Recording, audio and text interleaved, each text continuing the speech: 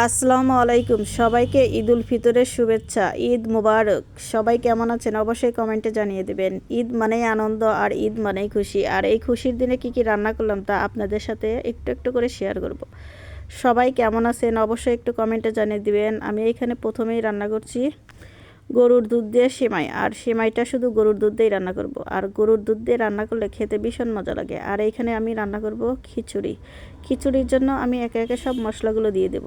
আর আমি এইখানে কাঁচামরিচের পরিমাপ বেশি দিয়ে শুকনো মরিচের পরিমাপ একটু কম দেব। দিয়েছি আদা বাটা, রসুন বাটা, জিরে বাটা, দারচিনি, এলাচ, লবঙ্গ বাটা, আর দিয়েছি তেজপাতা। এবার দিয়েছি হলুদের গুঁড়ি, মরিচের গুঁড়ি, লবণ, আর দিয়ে দেবো তেল। দিয়ে হাত দিয়ে সুন্দর করে একটু মাখিয়ে নেব। আর হাত দিয়ে ভালো করে মাখানো শেষ হয়ে গেলে আমি এখানে পরিমাপ মতো পানি দিয়ে দেবো। আর পানি দিয়ে এটা আমি রাইস কুকারে রান্না কমপ্লিট করে নেব। আর এ পাশে চুলায় উঠে দেবো একটা হাঁড়ির মধ্যে পরিমাপ মতো তেল দিয়ে দিয়েছি তেজপাতা, আর দিয়ে দেবো গোটা জিরা আর গোটা মশলা।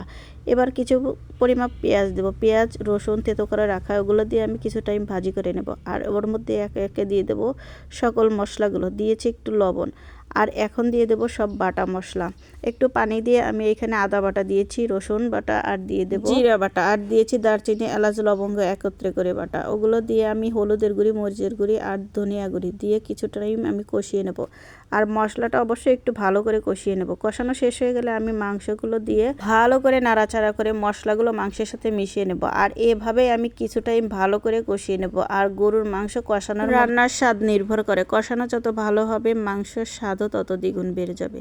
তো আমি চুলোটা একদম মিডিয়ামে রেখে বারবার নাড়াচাড়া করে এরকম কষিয়ে নেব। আর দেখতেই পাচ্ছেন মাশাআল্লাহ কষানো কিন্তু অনেক ভালো হয়েছে। আর কষানো শেষ হয়ে গেলে আমি এখানে পরিমাপ মতো ঝোল দিয়ে দেব।